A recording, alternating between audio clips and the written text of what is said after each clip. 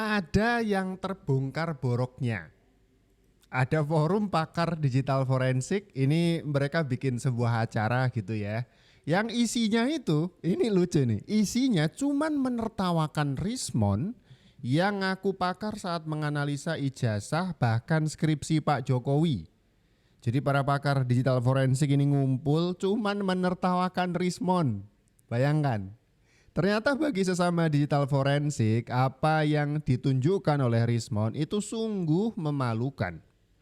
Sebenarnya di forum ini Rismon juga diundang untuk klarifikasi, tapi dia malah nggak muncul. Lah, ngumpet di mana Bang Rismon? Apalagi di forum ini mereka juga mempertanyakan status dari Rismon ini sebagai seorang digital forensik. Waduh, statusnya dipertanyakan. Maksudnya ini berarti Rismon ini pakar abal-abal. Begitu maksudnya? Waduh, waduh. Ini bulan Maret tanggal 20 sudah ada jadwal lah ya, saya tanyakan lagi begitu ya. Kemudian saya memposting jawaban dari UGM ya. UGM polemik ini dijawab sama UGM ya. Gimana lah ya, sudah ada waktu untuk diskusi. Tujuan saya ingin diskusi face to face Hmm. dengan dia, Hmm. bila perlu dengan FGD ya. Fokus grup diskusi di mana? Di sana ada ahli-ahli lain, ada pakar-pakar lain ya. Ini sudah kita upayakan sehari.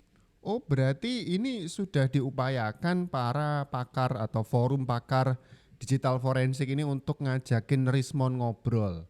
Maumu itu seperti apa, Tomon? Mbok yang bener gitu jadi pakar. Tapi beneran pakar atau bukan nih?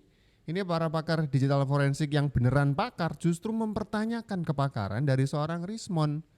Ini pakar digital forensik ini bernama Yosua M. Sinambela ya, yang nantangin Rismon debat ini. Dari awal ya, dari awal. Kemudian saya telepon dia, ini tanggal 24 Maret lah saya ke Hmm. perpustakaan, Fakultas Kehutanan, ya, di mana saya minta izin kepada dekan di sana untuk mengakses ijazah teman-teman Jokowi. Hmm. Ternyata saya juga diberikan ijazah Jokowi. Ijazah Jokowi pada saat itu ada dua, karena hampir semua ya ijazah bukan skripsi ya, skripsi itu dua ya, karena memang dikumpulkan di perpustakaan itu ada dua ya. Nah, inilah foto-foto yang saya kirimkan. Ya. Foto-foto ini cukup banyak, ya, termasuk juga apa video-video, video-videonya saya kirimkan ke dia. Nah, ini video-video saya. Dan video-video inilah yang disalahgunakan dia, ya, untuk apa namanya, menguatkan asumsi-asumsinya dia. Jadi dia pilihkan lah ya video-video yang dianggap dia di capture lah, misalnya. Oh, ternyata yang namanya Yosua M. Sinambela ini sejak Maret itu sudah ngajakin WhatsApp ya.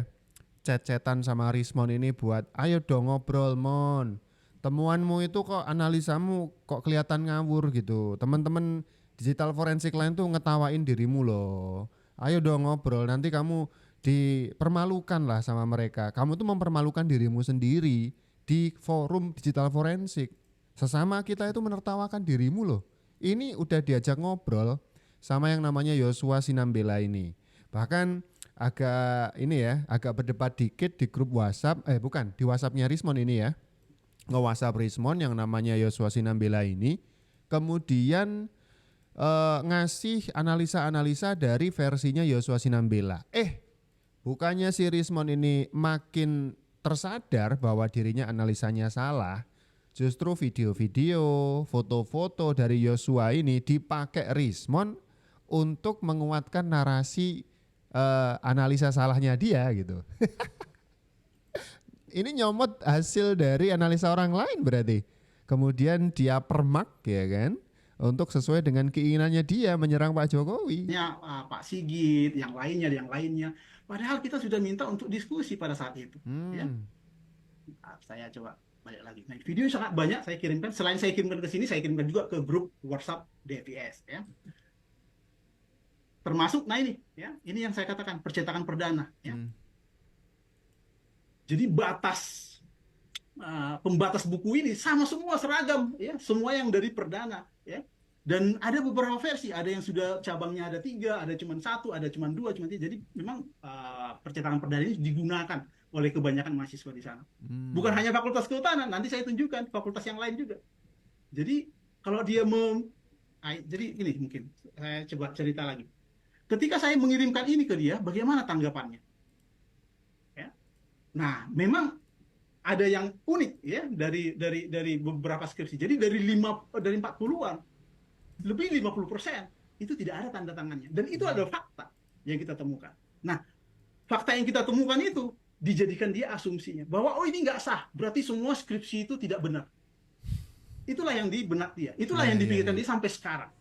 Ya, jadi dia merasa bahwa skripsi yang nggak ada tanda tangannya tidak sah, sehingga tidak valid lah ijazah itu. Nah, padahal dia nggak tahu gitu ya bahwa dulu yudisium tidak menggunakan skripsi, ya skripsinya itu masih berupa apa namanya kertas, ya kertas ketikan-ketikan semua gitu kan. Ini dicetakkan sebagai untuk wisuda. Jadi bukan syarat untuk lulus ini. Yudisium itu ada skripsi dalam bentuk lain, dalam ketikan-ketikan tadi. Tapi ketika ingin dijadikan buku skripsi, baru dicetakkan. Sehingga ketika mereka sudah dapat tanda tangan yudisium, mereka nggak gunakan itu. Kenapa? Karena masih ketikan, mesin tik kelihatan jelek. Ya, memang ada beberapa yang menggunakan mesin tik. Ya, tetapi itu adalah perbedaannya. Ada orang yang punya uang lah istilahnya, uang dalam artian untuk membayar percetakan. Karena salah satu halaman itu cukup mahal zaman itu, ya itu informasi.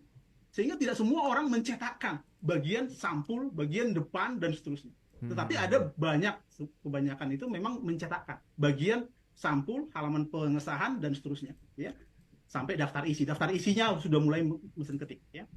Nah, itulah yang dibuat dia yang membuatkan dia berasumsi bahwa skripsi ini palsu semua. Jadi kalau saya tanya gitu ya, secara logika gitu ya, berarti skripsi fakultas-fakultas lain juga yang menggunakan percetakan yang sama, menggunakan bentuk font yang sama, itu palsu. Nah, ini yang menjadi tidak logis bagi orang-orang ini. Ya. Karena mirip dengan skripsi-skripsi lain. Temuan Joshua Sinambela waktu berkunjung ke UGM untuk mengadakan analisa tandingan lah. Ini gregetan juga nih, sesama profesi digital forensik. Ada Rismon Sianipar yang analisanya ngawur, ini terpanggil yang namanya Joshua Sinambela ini untuk melakukan analisa yang benar gitu. Seperti apa sih? Nah, setelah diteliti, skripsi tahun segitu yang tahun seangkatan dengan Pak Jokowi, mungkin begitu ya, itu mirip dengan skripsinya Pak Jokowi. Tidak ada keanehan. Jadi tantangannya adalah ketika Rismon bilang skripsinya Pak Jokowi itu palsu, itu berarti Rismon mengatakan seluruh skripsi yang ada di sana di tahun segitu palsu juga. Kan mirip. Gimana dong? Dan yang paling penting adalah ini tantangan dari forum pakar digital forensik. Kenapa nggak ditanggepin Bang Rismon? Kan sudah diundang. Malah melipir, kemana nih? Sembunyi kemana nih, ya kan? Kita perlu pertanyakan. Tapi kemudian saya coba nyari tahu nih, ini kemana nih Rismon kok nggak nongol waktu ditantangin sama para pakar digital forensik ini. Ternyata Rismon itu milih datang ke acara ini bareng Roy Suryo. Coba kita cek nih. Hari ini juga nanti insya Allah saya bersama Dr. Tifa, kali ini gantian karena kemarin saya sama Dr. Rismon. Nanti malam kita akan buka yang namanya kemarin Bareskrim mengumumkan itu adalah identik. Jawabannya tidak identik. Clear sekali. Bahkan pembandingnya adalah orang-orang yang selama ini mendukung Jokowi. Yang namanya Fronojiwo, yang namanya almarhum Insinyur Hari Mulyono. Kita bandingkan juga dengan namanya Sri Murtiningsih. Ijazahnya Jokowi tidak identik, sama temennya saja tidak identik. Nanti malam saya jelaskan detail karena waktunya pendek. Dan bagi yang kangen wayang, nanti malam saya akan pentaskan wayang di TV iNews ya. Jadi silahkan tonton iNews jam 7 malam dan insya Allah setelah itu kita akan bangga bersama-sama menggunakan ini.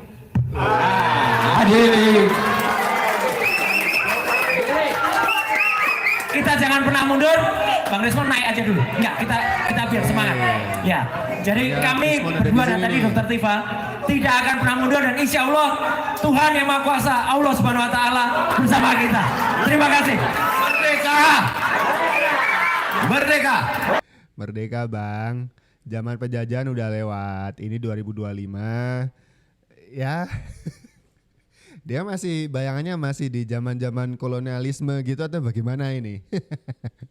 Ditantangin sama forum pakar digital forensik, malah milih datengin acara beginian bareng Roy Suryo. Ini acara 3 Juni ya di Bandung. Forumnya adalah Gerakan Aksi Umat Melawan Ketidakadilan. Di belakang Roy Suryo dan juga Rismon itu kan ada banner ya. 2 poin. Yang pertama adalah mereka deklarasi pernyataan dukungan 8 poin forum purnawirawan mantan apa namanya? Saya sulit nyebutnya. Pokoknya para purnawirawan tentara-tentara itu loh, yang mantan tentara yang pengen memakzulkan Mas Gibran ya kan, 8 poin. Poin ke-8-nya adalah pemakzulan, itu didukung sama mereka. Kemudian yang kedua, di forum ini juga deklarasi dukungan untuk membongkar dugaan ijazah palsu Pak Jokowi.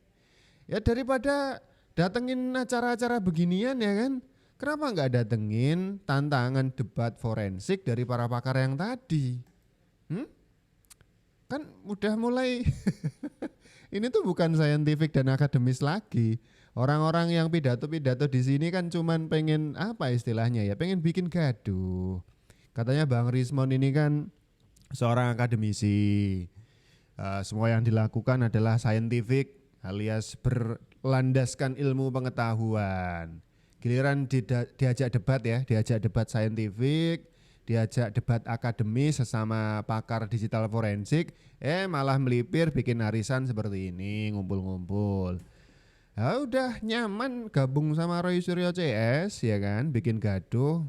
Kayaknya emang tujuannya emang politis gitu, apalagi nggak ada penjelasan lain. Orang diajak debat loh, bener-bener diajak ditantang membuktikan, malah melipir ngumpulnya sama Roy Suryo. Atau kampus-kampus ini menjadi tidak sah semua ijazahnya karena apa? Yang mengangkat menteri, rektornya yang menandatangani ijazah itu. Menteri itu diangkat oleh presiden.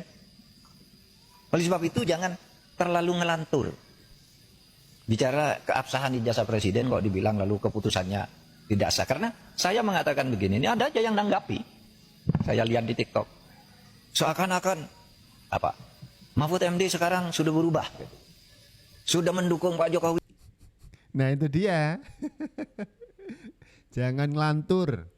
Ini nasihat ya dari seorang Mahfud MD, pakar hukum ini, guru besar hukum, ngasih wejangan ke Roy Suryo CS, jangan ngelantur. Rismon, Roy Suryo, Dr. Tifa, itu kalau bener dokter ya, katanya kan belum dokter. Egy Sujana, siapa lagi, Rizal Fadilah, dan teman-temannya itu kan banyak itu, tapi orang-orang itu aja. Dikasih wejangan jangan ngelantur. Udah, berhenti. Kita udah bosen banget loh bahas ijazah. Kayak gak ada bahasan yang lain gitu. Ini ada komentar dari netizen nih. UGM udah bilang asli. Polri bahkan sudah bilang asli. Gak percaya. Giliran ketika Anies dibilang Imam Mahdi malah percaya ya kan. Anies sekarang sudah jadi calon sekjen PBB lah ya kan. Apalagi banyak hal-hal yang agak mustahil kalau misalkan Anies yang jadi tokoh pemerannya mereka percaya. Bahkan ketika kampanye dulu kan ada malaikat Jibril ikutan kampanye. Iya serius ada videonya di sana, cek aja.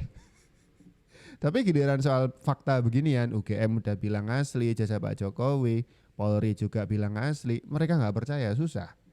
Apalagi orang-orang yang sudah memainkan isu agama untuk mempertegas argumen mereka, kan nggak masuk lagi. Seperti ini yang kedua nih komentar dari Mas Koiri. Orang muslim yang membela pemimpin pembohong kata Ustadz rusak syahadatnya alias murtad. Nah ya kan udah bawa agama. Kemarin muncul video seorang Ustadz entah di mana ya, saya lupa tempatnya. Yang jelas kalau nggak salah si Ustadz ini ceramah gitu ya. Orang yang mendukung pemimpin zalim katanya dia keluar dari agama. Pertama-tama yang zalim di sini siapa? Yang dari 2022 mengkriminalisasi Pak Jokowi katanya ijazahnya palsu. Iya ini kriminalisasi loh. Mereka bilang omon-omon kowar-kowar ijazahnya palsu punya Pak Jokowi. Tapi mereka bahkan tidak sekalipun melakukan pembuktian di depan hakim, di ruang sidang. Nggak ada tuh keputusan hukum yang fix, ketok palu 3 kali, sah putusannya adalah ijazah Pak Jokowi palsu. Ada nggak? Nggak ada. Jadi mereka yang keluar-keluar selama ini kan mencoreng nama Pak Jokowi, itu kan kriminalisasi, mereka zalim dong. Jadi sekarang siapa yang murtad? Saya nggak mau bahas ke arah sana sih ya. Saya cuma bertanya balik aja gitu. Tapi kalau komentar kalian seperti apa? Coba tulis di kolom komentar.